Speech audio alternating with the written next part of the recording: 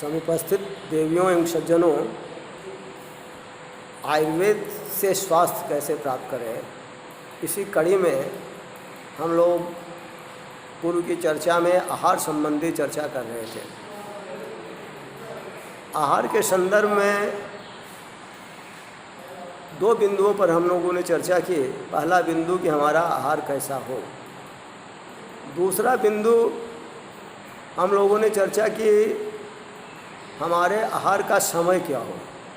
तो समय के संदर्भ में काफ़ी चर्चा के बाद हम अब इसको कंक्लूड करते हैं। पूर्व की चर्चा में जैसे मैंने बताया मध्याह्न भोजन का समय क्या हो, रात्रि भोजन का समय क्या हो, ब्रेकफास्ट का समय क्या हो, दो भोजन में अंतराल का समय क्या हो। तो ये सारी चर्चाओं के बाद भी कुछ व्यक्तियों के साथ समस्या होती है कि अब ठीक है, मैंने कहा कि दिन का भोजन मध्याह्न भोजन जो है 12 से 1 के बीच में होना चाहिए, मध्याह्न काल में अग्नि प्रबल होती है। लेकिन इसके साथ ही कुछ लोगों में समस्या होती है कि ठीक है, मध्याह्न भोजन का काल तो हमने बताया कि भाई 12-1 के बीच में हो, लेकिन उस समय अगर हमें भूख नहीं लगी है या किसी व्यक्ति विशेष को भूख नहीं लगी है तो फिर अनिच्छा से किया हुआ भोजन भी सम्यक पाचित नहीं होगा, वो विकार भी उत्पन्न करेगा और उसका शरीर को कोई लाभ भी नहीं होगा।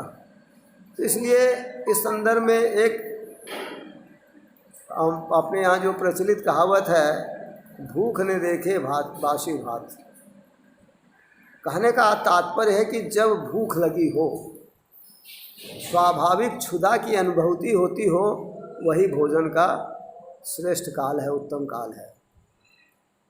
अगर किसी कारणवश सामान्य रूप में मध्याह्न के समय या सायंकाल का जो समय है तो उस समय भूख नहीं लग रही है तो उसको हम वैसी स्थिति में आगे पीछे कर सकते हैं। अब इतनी चर्चा के बाद तीसरे बिंदु पर हम विचार करें कि ये हमारे आहार की मात्रा क्या हो। तो ये मात्रा, भोजन की मात्रा व्यक्ति विशेष पर निर्भर करती है। हम इसको ऐसे समझें कि एक पहलवान व्यक्ति हो, जैसे खली जैसे व्यक्ति हो, उनके आहार की मात्रा और एक सामान्य हम जैसे और आप जैसे व्यक्ति के भोजन की मात्रा निश्चित रूप से भिन्न होगी। तो ये इस संदर्भ में आयुर्वेद का मत है आहार जरण सत्या। आहार जरण सत्या यानी हमारा आहार जो है, आहार की मात्रा कैसी हो, वो हमारी पाचन शक्ति, जरण शक्ति के अनुसार हो। हमारी अग्नि कैसी है, अग्नि बल कैसा है, उसके अनुसार हमारे आहार की मात्रा होनी चाहिए। अग्नि बल से तात्पर्य है कि आयुर्वेद में पाचक अग्नि जो है, या भूताग्नि या धात्वाग्नि, जो पहले हम लोगों ने चर्चा की अग्नि के संदर्भ में, इस अग्नि, ये अग्नि भी भिन्न भिन्न प्राणियों में, भिन्न भिन्न व्यक्तियों में अलग अलग होती है। सम्यक अग्नि होती है एक, तो समाग्नि कहते हैं जिसे। समाग्नि से अभिप्राय यह है कि यथा काल समय पर किया हुआ भोजन यथा समय, माने अपने समय से 3 घंटे से 6 घंटे के अंतर्गत पाचित हो जाए और दूसरे भोजन काल पर क्षुधा भूख फिर से लग जाए, तो ये समाग्नि का लक्षण है। जो आहार हमने लिया उसका सम्यक पाचन हो गया समय से, और समय से भूख लग गई। कुछ व्यक्ति में होता है कि किसी कारण विशेष से, इसमें कारण की चर्चा हम बाद में करेंगे, वो शारीरिक कारण भी हो सकते हैं, मानसिक कारण भी हो सकते हैं, शोक भय आदि कारण भी हो सकते हैं। तो उस कारण से, कारण विशेष से भी कभी कभी व्यक्ति की जो समान अग्नि की बात हम करते हैं, सम्यक अग्नि की बात करते हैं, वो अग्नि मंदाग्नि भी हो सकती है, वो अग्नि विषमाग्नि हो सकती है, वो अग्नि तीक्ष्णाग्नि हो सकती है। तो समाग्नि के अलावा आयुर्वेद में 3 अग्नियाँ और बताई गई, मैंने कुल 4 अग्नियाँ बताई गई, समाग्नि, मंदाग्नि, विषमाग्नि और तीक्ष्णाग्नि। इसको हम इस प्रकार समझें कि समाग्नि तो ठीक है, जो अभी मैंने चर्चा की कि समय पर भूख लग जाना, समय पर भोजन का पाचन हो जाना, फिर दूसरे भोजन के समय पर स्वतः भूख लग जाना, ये समाग्नि का लक्षण है। इसी तरह से विषमाग्नि, विषम अग्नि, ये विषम अग्नि का कारण होता है मुख्य रूप से अगर किसी कारण से वात का प्रकोप हुआ शरीर में। वो शारीरिक कारण भी हो सकते हैं, वो मानसिक कारण भी हो सकते हैं। हमारी रूटीन अस्त व्यस्त हुई या हमको रात्रि जागरण करना पड़ा जिसके कारण वात की वृद्धि हो गई, हमारा विहार मतलब रात्रि जागरण किसी कारणवश करना पड़ा, या हमारे साथ मानसिक कारण हो सकते हैं, काम शोक भयाद वायु, काम से शोक से भय से वायु की वृद्धि होती है, उसके कारण भी अग्नि प्रभावित हो सकती है, वो विषमाग्नि में कन्वर्ट हो गई। अब ऐसी अग्नि में विषमाग्नि जब होती है तो उसमें वात का प्रकोप होता है, और उस वात प्रकोप के कारण कभी अग्नि मंद हो जाती है, कभी अग्नि तीक्ष्ण हो जाती है, कभी भूख समय पर लगती है, कभी नहीं लगती है, कभी समय पर पच जाता है, कभी नहीं पचता है। इस तरह की जो स्थिति है ये विषमाग्नि की परिचायक है। अब एक मंदाग्नि, मंदाग्नि के संदर्भ में कहा कि मंदाग्नि को प्रभावित करता है कफ। अगर कफज व्याधि हुई या कफ का प्रकोप हुआ किसी कारण से तो उसके कारण अग्नि मंद हो जाती है। अब यह कफ का प्रकोप हमारे आहारजन्य कारण से हो सकता है। अगर हम मधुर, अम्ल, शीतल ऐसे द्रव्यों का अधिक सेवन करें तो कफ की वृद्धि होकर मंदाग्नि हो सकती है। या लोभात कफ, लोभ ज़्यादा करने से ये मानसिक कारण है, कफ की वृद्धि हो सकती है। दिवाशयन से कफ की वृद्धि हो सकती है, ये विहारजन्य कारण है। तो इन कारणों से अगर अग्नि मंद हो गई है तो यथा समय भूख नहीं लगेगी, भोजन में अरुचि होगी, भोजन में रुचि नहीं होगी, अरुचि होगी। तो ऐसी मंदाग्नि के स्थिति में भोजन का निषेध हो जाना चाहिए। एक चौथी अग्नि है तीक्ष्णाग्नि। कभी कभी अग्नि तीक्ष्ण हो जाती है, इसमें पित्त अग्नि स्वयं कारण है। तीक्ष्ण, अम्ल, उष्ण ऐसे पदार्थों का, कटु तिक्त कषाय रसों का अत्यधिक सेवन, इन कारणों से। तो अगर तीक्ष्णाग्नि है तो उसमें भोजन ग्रहण किया हो, भोजन समय से पहले ही पच जाता है, फिर भूख लग जाती है। ऐसे भी रोगी मिलते हैं कि खाया और तुरंत फिर भूख लग गई। तो ये भी रोग है, सम्यक अग्नि ही है। तो सम्यक अग्नि अगर हमारी है तब हमारे आहार की मात्रा क्या होनी चाहिए, तो वो कहा आहार जरण शक्त्या, हमारी पाचन शक्ति के अनुरूप हम मात्रा का निर्धारण करें। ये व्यक्ति के लिए अलग अलग होगी। इसी संदर्भ में दूसरी बात आयुर्वेद ने कहा, जैसा मैंने पहले की चर्चा में भी आप लोगों से कहा था कि हम जो प्राणवायु का ग्रहण करते हैं, श्वास उच्छ्वास की प्रक्रिया करते हैं, वो भी एक तरह से हमारे लिए आहार है। और दूसरा जो तरल पदार्थ हम जल आदि लेते हैं वो भी आहार है।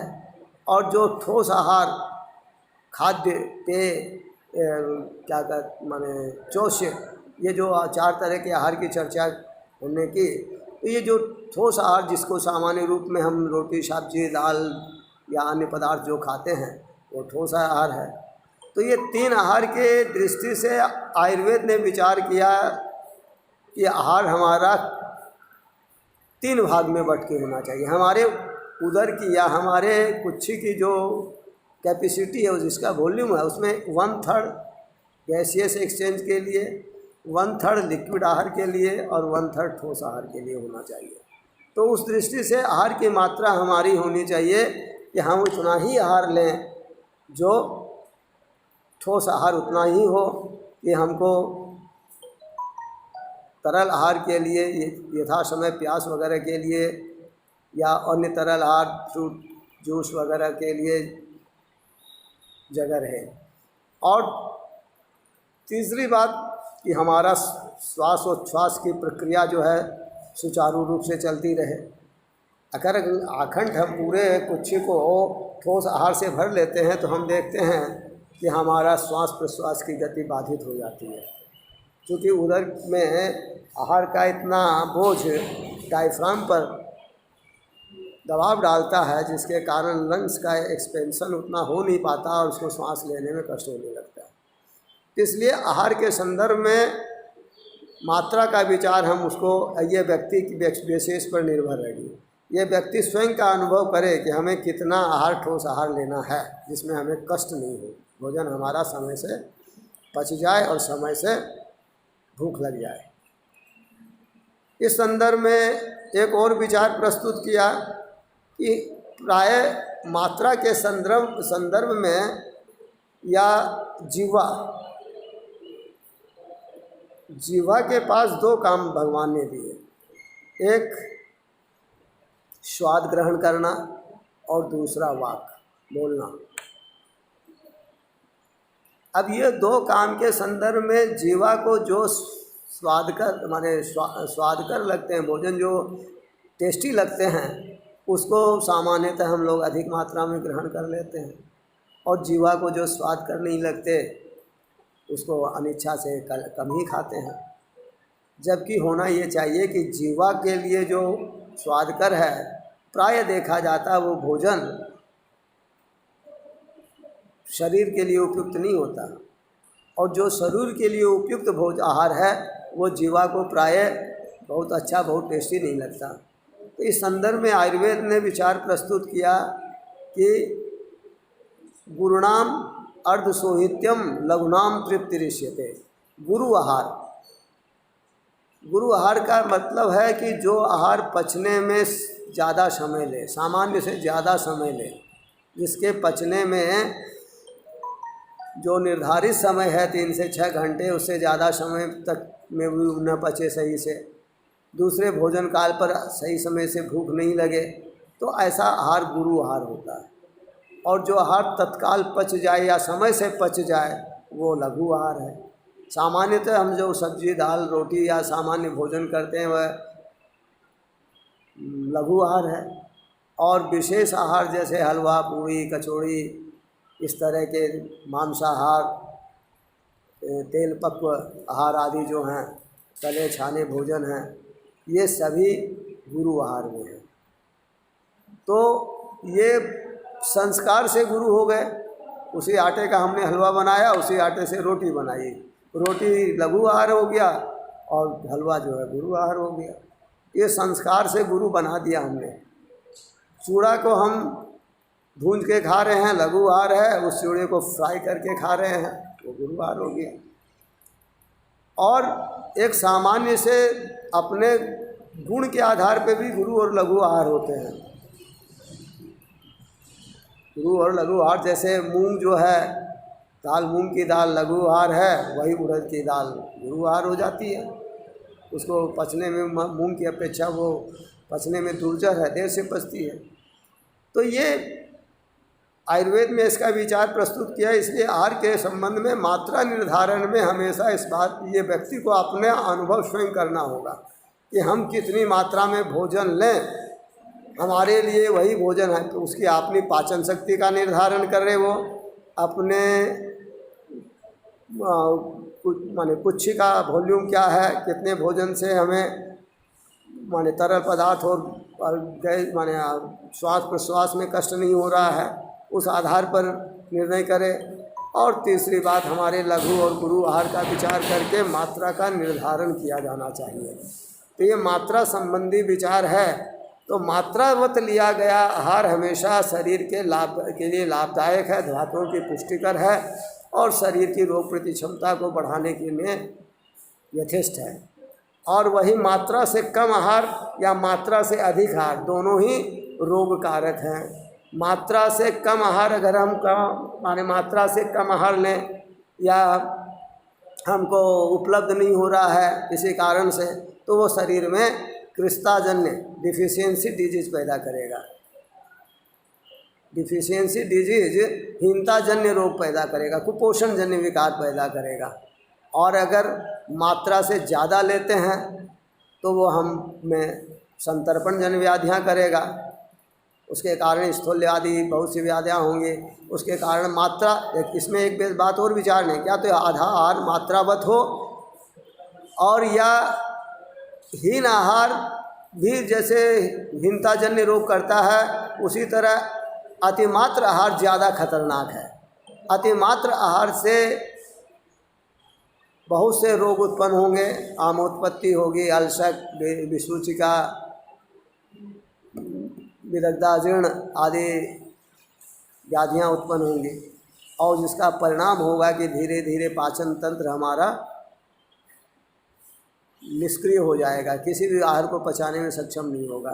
परिणाम स्वरूप शरीर में धातुओं का पोषण सम्यक नहीं होगा और शरीर की रोग प्रति क्षमता घटती जाएगी। तो इसलिए आयुर्वेद में आहार को, हमारा आहार कैसा हो ये निर्णय करने के बाद आहार का समय कब हो उस समय आहार लें, और फिर उस समय आहार में आहार की मात्रा का निर्धारण हम करें कि कितनी मात्रा में हमको लेना है। ये बहुत महत्वपूर्ण है।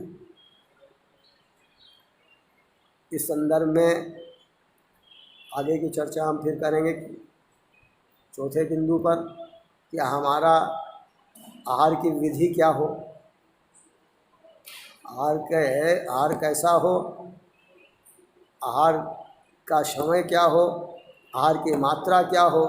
अब एक बिंदु, चौथा बिंदु हम विचार करेंगे कि हमारे आहार की विधि क्या हो। धन्यवाद। इस कोरोना के संक्रमण काल में हम ये जो विधियां हैं, इन विधियों पर सचेष्ट होकर ध्यान दें तो हम शरीर की रोग क्षमता को बढ़ाते हुए इन संक्रमणों से बहुत हद तक बच सकते हैं। इनका आज ही नहीं, जीवन काल में अहर्निश पालन होना चाहिए। और वर्तमान में जो इस संदर्भ में प्रशासन माने सरकार द्वारा या हेल्थ विभाग द्वारा जो निर्देश दिए जा रहे हैं, उनका अक्षर से पालन करके ही हम